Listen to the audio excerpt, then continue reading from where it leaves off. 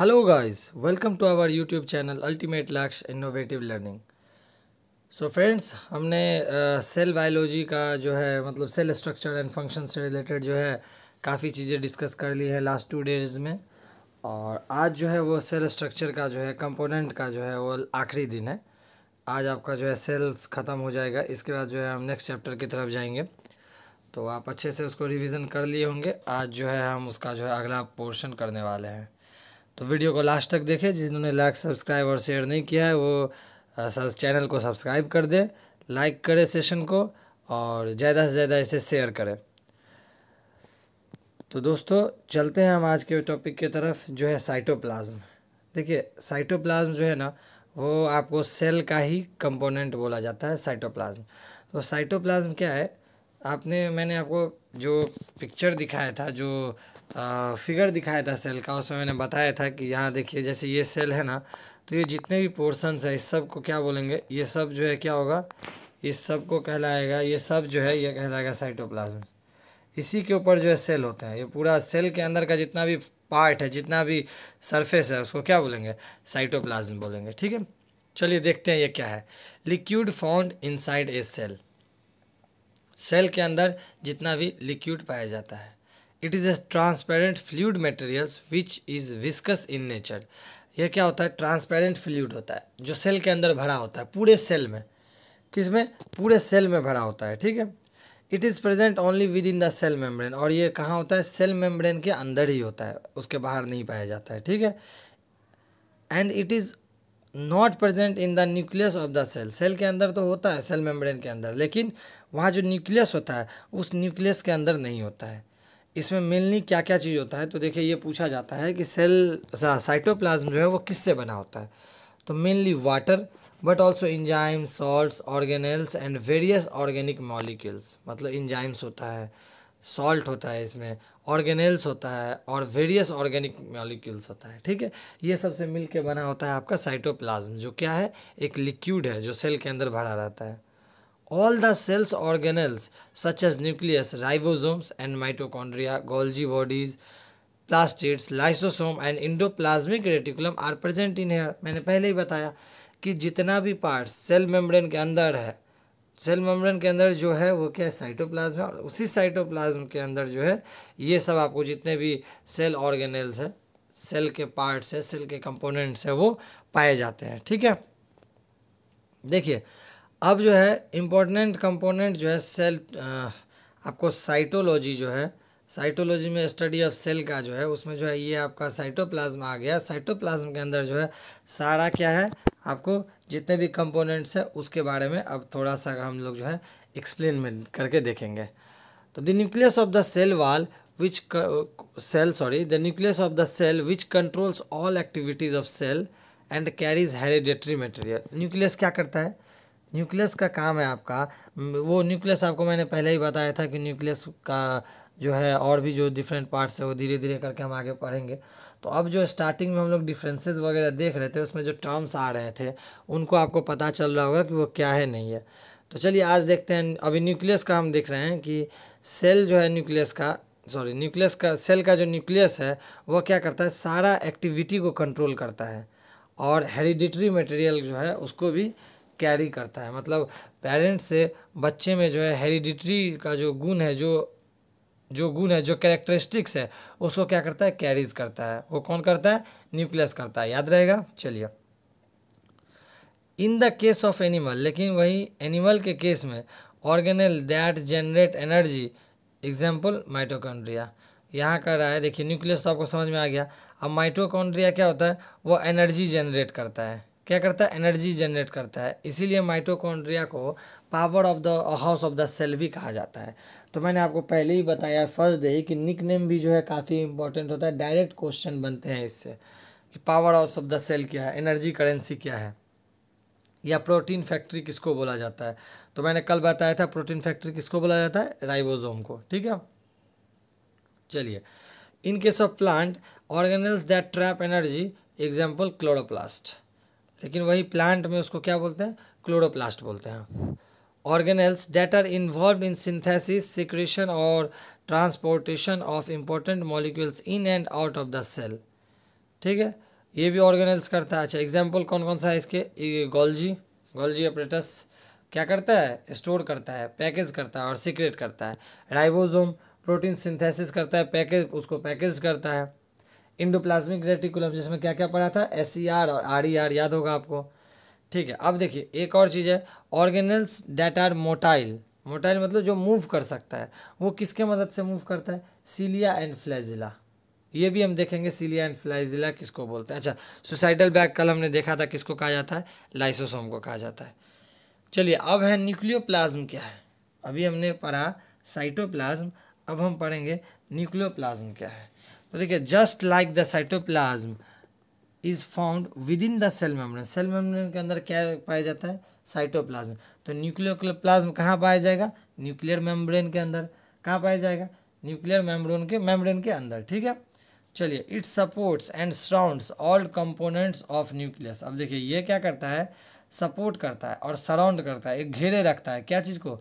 Nucleus के अंदर जितने भी कंपोनेंट्स होते हैं। तो न्यूक्लियस के अंदर क्या क्या कंपोनेंट्स होता है? देखिए, DNA, RNA, chromosome and nucleoli. तो देखिए ये जितने भी है ना, ये हेरिडेटरी मटेरियल्स को कैरी करते हैं। ठीक है, क्या करते हैं? ये हेरिडेटरी मटेरियल्स को कैरी करते हैं। अब देखिए माइटोकॉन्ड्रिया, अभी मैंने बताया कि माइटोकॉन्ड्रिया क्या है। अब इसको और डिटेल में पढ़ेंगे, क्योंकि माइटोकॉन्ड्रिया जो है एक इम्पोर्टेंट टॉपिक हो जाता है। तो इसको क्या बोला जाता है? मैंने पहले ही बोला आपको, power house of the cell. क्यों? क्योंकि ये एनर्जी जनरेट करता है। अब माइटोकॉन्ड्रिया जो है दोनों में ही पाया जाता है, प्लांट में भी और एनिमल में भी। अच्छा, mitochondria in animal and plant cell are the energy generator and releaser. ये क्या करता है? एनर्जी को जनरेट करता है और रिलीज करता है। इसीलिए इसको क्या बोलते हैं? Power house. इसीलिए इसको क्या बोलते हैं? Power house. और chloroplast found only in green plant cells that are energy trappers. जो क्या करता है? एनर्जी को ट्रैप करता है। वो सिर्फ किस में पाया जाता है? क्लोरोप्लास्ट सिर्फ पाया जाता है प्लांट्स में। मैंने आपको बताया था अभी प्लास्टिड्स में कि एक प्लास्टिड्स क्या होता है? कलर प्रोवाइड करता है, और उसमें क्लोरोप्लास्ट कौन सा कलर प्रोवाइड करता है? ग्रीन। और वही जो है क्या करता है? सोलर एनर्जी को ट्रैप करके जो है फोटोसिंथेसिस करता है। ठीक है, तो वो जो क्या हो गया आपका? क्लोरोप्लास्ट हो गया। माइटोकॉन्ड्रिया का जो है सिंगुलर होता है mitochondrion, appears as tiny thread like structure. ये क्या होता है? थ्रेड लाइक स्ट्रक्चर होता है, धागा जो होता है ना उसके टाइप का स्ट्रक्चर होता है अंडर लाइट माइक्रोस्कोप। इसको कैसे देख सकते हैं? लाइट माइक्रोस्कोप में देख सकते हैं। इसका साइज़ क्या होता है? इसका साइज़ होता है अप्रॉक्सीमेट 0.5 to 1 माइक्रोमीटर। ठीक है, देखिए ये है आपका माइटोकॉन्ड्रिया का, आपका जो है ये है लेवल डायग्राम है। देखिए माइटोकॉन्ड्रिया में क्या क्या होता है आपको पता है? पहले मैं बता दूं, ये जो बाहर लाल लाल आपको दिख रहा है ये क्या है? इसका आउटर लेयर है, आउटर मेम्ब्रेन है। और ये जो अंदर में आपका येलो कलर दिख रहा है ये क्या है आपका? ये है इसका इनर मेम्ब्रेन। ठीक है, अच्छा ये दो जो आपको दिख रहा है ये क्या है? Ribonucleic acid, deoxy ribonucleic acid यानी DNA। ये आपका हो गया ग्रैनुल, ये हो गया डॉट डॉट जो है वो राइबोसोम, ये हो गया क्रिस्टे। ठीक है, ये है इनर मेम्ब्रेन, आपको बताया है इंटर मेम्ब्रेन। और ये जो है आपका मैट्रिक्स है। अच्छा हाँ, इसमें जो सबसे मेन है ये दोनों, देखिए ये दोनों जो डॉट डॉट आपको दिख रहा है ये क्या है? ATP synthase particle. ये क्या करता है? ATP को सिंथेसिस करता है, ATP को बनाता है। ठीक है, चलिए फंक्शन देखते हैं। माइटोकॉन्ड्रिया का स्ट्रक्चर पहले देखते हैं, फिर फंक्शन। तो the wall is made up of double membrane but it is categorised in 5 distinct compartment. इसमें क्या होता है? ये जो है डबल मेम्ब्रेन से बना होता है, लेकिन इसको जो है कैटेगराइज्ड किया जाता है 5 डिस्टिंक्ट कंपार्टमेंट में। मतलब 5 कंपार्टमेंट में इसको जो है आपको कैटेगराइज्ड किया जाता है। Other outer mitochondrion membrane. ठीक है, चलिए देखिए, एक होता है दी आउटर माइटोकॉन्ड्रियन मेम्ब्रेन, एक होता है दी इंटर मेम्ब्रेन स्पेस। ठीक है, space between outer and inner, उसको बोलते हैं inter membrane. The inner mitochondrion Spain membrane, तो क्या था? एक आउटर एक इनर और एक जो है आपका दोनों के बीच का लिंक। ठीक है, अच्छा तो cristae formed by infolding of inner membrane. वही इनर मेम्ब्रेन जो फोल्ड होके है उसको क्या बोलते हैं? क्रिस्टे। आदि मैट्रिक्स क्या है? Space within the inner membrane. Mitochondria are small spherical and cylindrical granule, जो हमने यहाँ पे देखा था। ठीक है, यहाँ पे सब मैं सभी पार्ट्स को देखा गया था। ये देखिए ये है इनर, ये है आपका आउटर लाल वाला, ये जो येलो वाला है इसको क्या बोलते हैं इनर। यहाँ पे हो गया आपका क्रिस्टे जो फोल्डेड है, जो इनर मेम्ब्रेन जहाँ जहाँ फोल्डेड है उसको क्या बोलेंगे, क्रिस्टे बोलेंगे। ठीक है, चलिए अब देखिए फंक्शन क्या होता है। Mitochondria convert glucose into ATP, काफ़ी इंपॉर्टेंट है। माइटोकॉन्ड्रिया क्या करता है, ग्लूकोज को एटीपी में कन्वर्ट कर देता है थ्रू ए फ्यू प्रोसेस। किस प्रोसेस से, glycolysis, the citric acid cycle, ठीक है, और एटीपी सिंथेसिस। ये तीनों प्रोसेस से जो है माइटोकॉन्ड्रिया क्या करता है, एटीपी को ग्लूकोज को एटीपी में कन्वर्ट कर देता है। Through the process of cellular respiration mitochondria oxidised pyruvate in its matrix to form pyruvic acid. और क्या करता है ये कि सेलुलर रिस्पायरेशन के दौरान जो है उसके ड्यूरिंग क्या करता है, ये पायरुवेट जो होता है उसको क्या करता है, मैट्रिक्स को जो है, हाँ ठीक है, in its matrix to form, matrix में क्या करता है ये इसको ले करके इसको क्या बना देता है, pyruvic acid, pyruvic acid in order to capture energy that is stored in the form of ATP. जो क्या करता है, एटीपी के फॉर्म में जो एनर्जी है उसको स्टोर करता है, स्टोर्ड रहता है, उसको कैप्चर करता है। This is why mitochondria called power house of the cell, इसीलिए माइटोकॉन्ड्रिया को क्या बोला जाता है, power house of the cell बोला जाता है। ठीक है, देखिए ये है आपका in cytoplasm glucose enters cell containing 6 atom of carbon. ठीक है, जो ग्लूकोज होता है उसमें कितना होता है, 6 एटम ऑफ कार्बन होता है, जो कहाँ जाता है, साइटोप्लाज्म में जाता है, सेल मेम्ब्रेन के अंदर जाता है। वो क्या होता है, दो पार्ट में बदलता है, एक पायरुविक मॉलिक्यूल्स जो 2 पायरुविक एसिड में बदलता है, जिसमें क्या होता है 3-3 कार्बन एटम होता है। ठीक है, और माइटोकॉन्ड्रिया में क्या होता है, ये आपका जो है ये जो है वो क्या बन जाता है, ऑक्सीडाइज हो जाता है और CO2 H2O एंड ATP में कन्वर्ट होता है। यही जो पायरुविक एसिड है वो क्या होता है, आपको ऑक्सीडाइज हो जाता है और क्या बनता है, carbon dioxide, hydrogen, water and ATP, adenosine triphosphate. ठीक है, चलिए अब न्यूक्लियस देखते हैं। न्यूक्लियस को किसने डिस्कवर किया था, रॉबर्ट ब्राउन। रॉबर्ट ब्राउन ने इसको डिस्कवर किया था कितने में, 1831 में। ठीक है, it is the largest organelle seen clearly when the cell is not dividing. जब सेल डिवाइड नहीं होता है, तब जो है ये जो आपका पार्ट है, ऑर्गेनेल है, सीन क्लियरली देखा जा सकता है। ठीक है, but still not with the naked eye. ठीक है, फिर भी जो है उसको देखने के लिए हमको क्या चाहिए, आपको माइक्रोस्कोप चाहिए। ठीक है, इट इज़ अच्छा, it strains deeply is most spherical, ये क्या होता है, पूरा स्फेरिकल शेप होता है। ठीक है, and WBC have lobed nuclei mostly there is only 1 in each cell. तो जो आपका न्यूक्लियस है वो मोस्टली कितना होता है, एक सेल में एक ही होता है।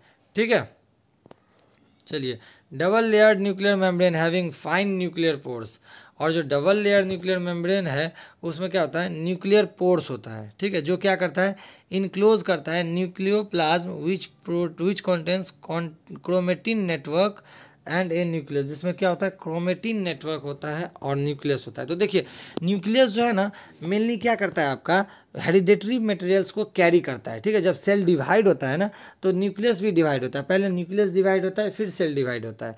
तो उस केस में क्या होता है ना, सेल में जो है ज़्यादातर जेनेटिक मटेरियल्स ही होता है। तो जेनेटिक मटेरियल्स में क्या क्या आता है, DNA आ गया आपका, उसमें आपका और क्या क्या आएगा, तो DNA के साथ साथ क्रोमेटिन आएगा, राइबोसोम आएगा, ये सब आएगा। ठीक है, तो इसके बारे में जो है ना हम नेक्स्ट जब हेरिडिटरी पढ़ेंगे ना तब आपको और न्यूक्लियस के बारे में अच्छे से समझ में आ जाएगा। ये आपका न्यूक्लियस का टिपिकल स्ट्रक्चर है, आप देख सकते हैं। ये क्रोमेटिन, ये जो थ्रेड लाइक स्ट्रक्चर है, थ्रेड लाइक है, ये क्या है, ये क्रोमेटिन है, ये क्या है, क्रोमेटिन है। ठीक है, तो और न्यूक्लियस ये रहा आपका न्यूक्लियोलस।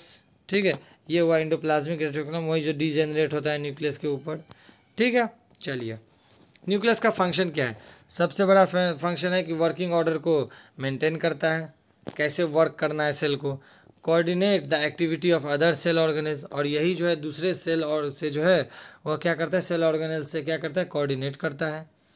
ठीक है, take care of repair work. अच्छा, कोऑर्डिनेट का सबसे बड़ा न्यूक्लियस का सबसे बड़ा काम है कि ये रिपेयर वर्क करता है। सेल में अगर कुछ प्रॉब्लम्स है तो उसको क्या करता है, तुरंत से रिपेयर करता है। ठीक है, और सेल डिवीज़न में डायरेक्ट पार्टिसिपेट करता है, मैंने पहले ही आपको बोला है। और ये क्या करता है कि meiogamete and meiospores through another type, वही सेल डिवीजन में जो है मियोटिक सेल डिवीजन में भी ये जो है पार्टिसिपेट करता है। ठीक है, अब देखिए क्रोमेटिन आपको मैंने अभी दिखाया, ये भी जो है ना जेनेटिक मटेरियल होता है। ठीक है, within the nuclear membrane there is jelly like substance. ठीक है, जेली लाइक सब्सटेंस होता है जिसमें क्या होता है, ज़्यादा प्रोटीन होता है। अच्छा, ये किसका बना होता है, हिस्टोन का और न्यूक्लिक एसिड का। किसका बना होता है, हिस्टोन का और न्यूक्लिक एसिड से मिलकर बना होता है, इसको याद रखना है। ठीक है, अच्छा, on staining chromosomes two regions can be identified in the chromatin material. ठीक है, अच्छा, इसी में जो पॉइंट लाइक स्ट्रक्चर होता है ना, जो सेल डिवीजन में जो है वो आपका अलग अलग होता है, जो वो क्या होता है, जिन के फॉर्म में होता है। किसके फॉर्म में होता है, जिन के फॉर्म में। ठीक है, तो यही है आपका। और देखिए हेट्रोक्रोमेटिन जो है हैज़ हाईली क्वाइल्ड होता है, वो किससे, DNA and genetically less active than chromatin which has highly uncoiled DNA and genetically more active. इसमें क्या होता है ना, आपको DNA के साथ जो है वो क्या होता है, क्वाइल्ड अप रहता है। ठीक है, each cell contains 23rd pair of chromosomes, a total 46 in क्या होता है, ऑल कितना होता है आपका, 46 होता है, याद रहेगा। क्रोमोसोम्स कितना होता है, 46 होता है। और क्रोमोसोम्स का काम क्या है, मैंने आपको बताया। क्रोमोसोम्स का काम होता है आपका ये आपको हेरिडिटरी मटेरियल्स को जो है आपको कैरी करता है। ठीक है, तो ये जो है आपका यहाँ तक जो है आपका न्यूक्लियस का जो है क्रोमेटिन समझ में आ गया आपको। तो ये जो है आपका क्रोमेटिन में ही जो है ना वो DNA होता है। ठीक है, DNA जो है स्टार्टिंग में किस फॉर्म में होता है, क्रोमेटिन फॉर्म में होता है। ठीक है, whenever cell is not dividing then chromosome is in the form of thread is called chromatin. देखिए जब तक सेल डिवाइड नहीं होता है ना, तब तक DNA जो है किस फॉर्म में होता है, क्रोमेटिन के फॉर्म में होता है। ठीक है, और इसको क्या बोलते हैं, जब सेल डिवीज़न होने लगता है और जब क्रोमोसोम्स दिखने लगता है आपको न्यूक्लियस में, ध्यान से सुनिए, जब सेल डिवीज़न हो रहा है, ठीक है, और न्यूक्लियस आपको सेल में दिखने लगता है, तो उसको क्या बोलते हैं, उसको बोलते हैं हम लोग मेटाफेज। क्या बोलते हैं उसको, मेटाफेज। याद रखिएगा इसको। ठीक है, मेटाफेज क्या है, जब क्रोमोसोम्स दिखने लगता है तब क्या होता है, उसको क्या बोलते हैं, मेटाफेज बोलते हैं। ठीक है, तो ये देखिए ये है क्रोमेटिन का, मैंने एक अलग टाइप से मैंने स्ट्रक्चर बना के आपको दिखाया है। ये जो थ्रेड लाइक स्ट्रक्चर है, चौमिन टाइप इसको क्या बोलते हैं, इसको बोलते हैं हम लोग क्रोमेटिन। ठीक है, और ये हो गया आपका क्रोमोसोम, ये क्या है आपका क्रोमोसोम। ठीक है, तो जब, और ये देखिए ये हिस्टोन, मैंने आपको क्या बताया, हिस्टोन से जो है वो आपका बना होता है क्रोमेटिन। ठीक है, चलिए न्यूक्लियोलस क्या बोलते हैं, न्यूक्लियोलस आप मैंने आपको दिखाया, न्यूक्लियस के अंदर ऐसा जो न्यूक्लियस था, इसके अंदर जो गोल एक और स्फेयर शेप का जो ऑर्गेनेल्स था उसको क्या बोलते हैं, न्यूक्लियोलस। उसका काम क्या है, देखिए फेलिस फोंटाना क्या है, फेलिस फोंटाना जो है न्यूक्लियोलस को 1774 में डिस्कवर किया था। अच्छा, ये क्या है, सब organelles found within the nucleus of the cell, अभी बताया। ठीक है, अच्छा, इसमें जो है क्या होता है, DNA RNA एंड प्रोटीन होता है। ठीक है, प्रोटीन 85% सबसे ज़्यादा इसमें प्रोटीन होता है, उसके बाद RNA होता है, फिर DNA होता है। देखिए दोस्तों, DNA और RNA को लेकर के आप ज़्यादा पैनिक मत करिएगा, क्योंकि DNA RNA अभी आप यही समझ के रखिए कि हेरिडिटरी को जो है, ये हेरिडिटी को जो है वह कैरी करता है। ठीक है, ये जो है हेरिडिटी का पार्ट है। उस समय जब मैं आपको हेरिडिटी पढ़ाऊँगा तब जो है आपको DNA RNA को और अच्छे से एक्सप्लेन कर दूँगा। ठीक है, चलिए, और ये क्या करता है, सिंथेसिस एक्टिविटी जो है न्यूक्लियस का उसको रेगुलेट करता है। ठीक है, चलिए, तो दोस्तों आपका जो सेल बायोलॉजी है उसके अंदर जितने भी कंपोनेंट्स थे वो आपका कंप्लीट हो चुका है। आप एक बार जो है सारे को रिवीजन कर लें। देखिए अगर कुछ पोर्शन अगर छूट गया हो तो आप कमेंट बॉक्स में टाइप कर दें, मैं उसको एक्सप्लेन कर दूंगा। ठीक है, इसके अलावा जो है सेल में और कुछ नहीं है, आपका सेल का जितना भी कंपोनेंट्स वो है वो सारा मैंने कर दिया है। अब जो है नेक्स्ट टॉपिक में अगले दिन मिलते हैं। ठीक है, तब तक के लिए थैंक यू वेरी मच।